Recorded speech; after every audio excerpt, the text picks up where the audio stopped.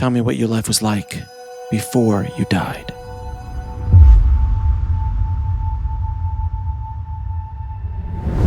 When I was a child at a boarding school, and I was about 4 years old, I was told that because I was Native American and because I was part Irish, that I was a heathen and a sinner and that I would be going to hell. And part of their help for me was to educate me about the ways of God.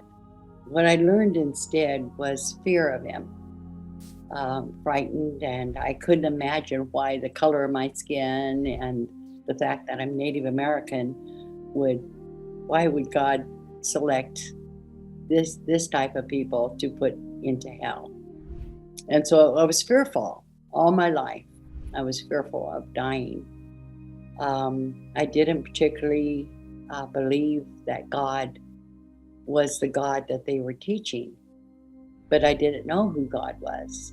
And it was frightening, very frightening for me. But that wasn't something that led my life. I think I pushed that into the subconscious mind and just got on with living. And I had a low self-esteem, low self-worth, all the things that come with child abuse. And so at the age of 31, I had married young and had 7 children. It was very frightening to me to go through that experience of life, just growing up. But I wanted a family that I could be with forever, and so I married and had my children, raised them the way that I wanted to raise them. I actually took them and put them into churches. Only to become disillusioned and take them out because they were told that they were sinners and had to get on their knees. And they're like 7, 8, 9, 10 years old, just babies. And when they came back and told me that they had to spend time on their knees begging God for forgiveness, that just did it for me and religion. At the age of 31, I went into the hospital to have a hysterectomy. And it was during that time, first time I'd ever had any surgery or anything at all. I'm a fairly healthy woman, have always been healthy. Went into the hospital. I hemorrhaged during the surgery and right shortly after. And they had staff problems, and there were a few nurses that were around. They told me that I was fine after the surgery, except for a slight hemorrhage that they had repaired, and bedded me down for the night. I awoke and I felt myself dying, actually. You just feel this sick feeling, and I knew something was wrong, but I was too weak to call for the nurse. And the next thing I knew, I was out of my body. I went up to the ceiling and turned to look down, and I could see myself laying there. I came down for a closer look, and I wasn't frightened. I was amazed at what I saw. And shortly thereafter, 3 men in brown robes and golden belts appeared by the side of the bed. I knew them, but it was taking me a while to really recognize them. But I knew I was comfortable with them. And they said that I had died prematurely, but that everything would be okay. I was worried about my family. I wanted to go home and see them. And so I went out, my spirit went out through the window, and I arrived at my home. My husband was sitting in a chair reading a newspaper. The kids were running all over the place. He had promised to put them to bed early, and he didn't. But I knew that they would be fine. And I could see into each one of their lives, and I knew that they would grow up and that they would be fine. It was okay to leave them. I went back to the hospital bed and started traveling down into a tunnel-like effect, just spiraling down it. I mean, it was moving. I came to a dark place, very dark, very black. I love to camp and have gone camping a lot.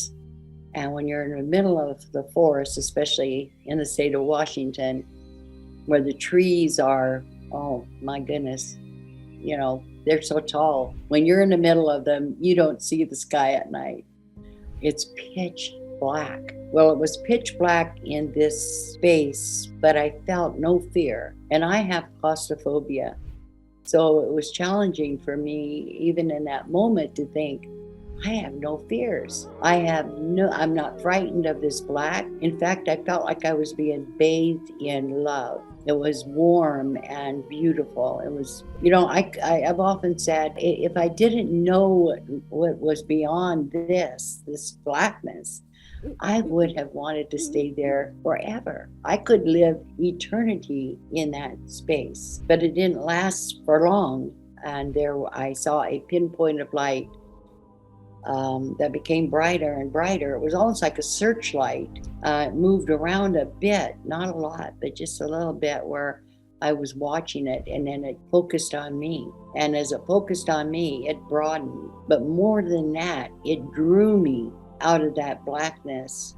But when I came to the end of that light, and the light was brighter than ever, it just widened, and it turned, there was a being in the light, and I could see the shape and the outline, but the light was so bright. I knew that this was Jesus, and I knew that I loved him, and that I had always known him, perhaps for eternities as well.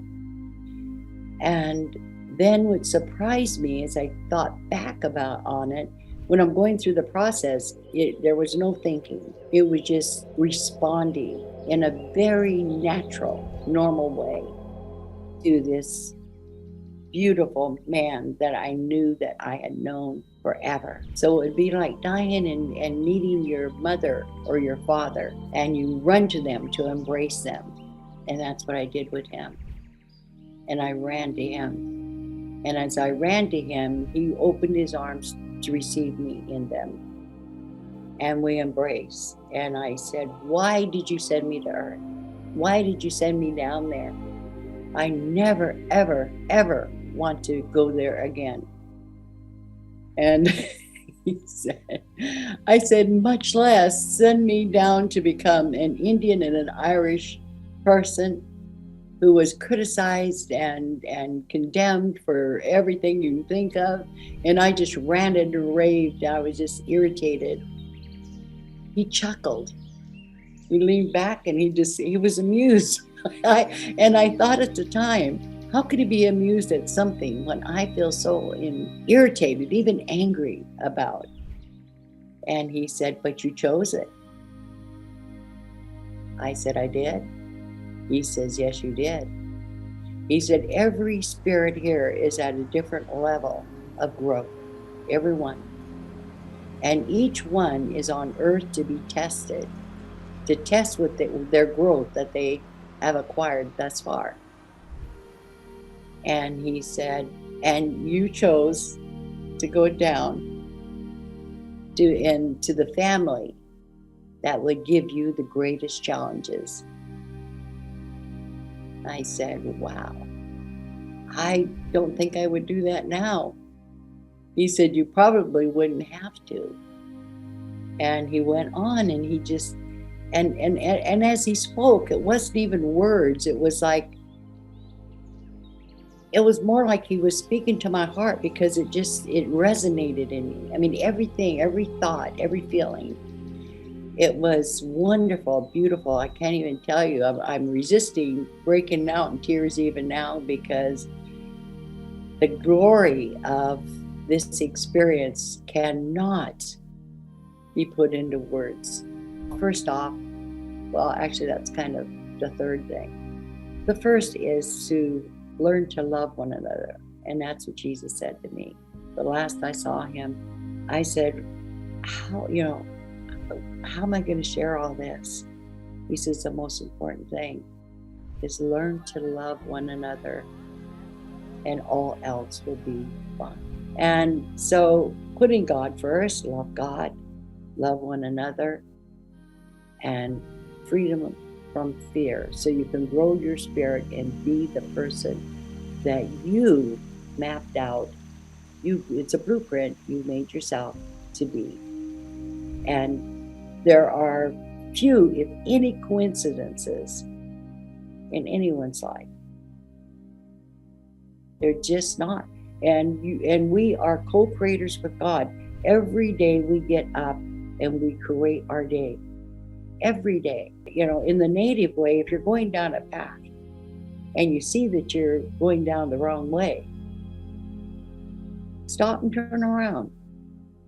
Stop and turn around. It's that simple. Why keep trying to go that same way when you're offbeat or it's not doing it? Don't go that way. Turn around and come back, go in another direction.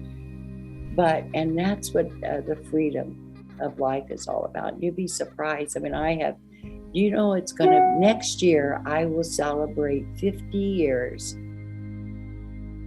having had that experience.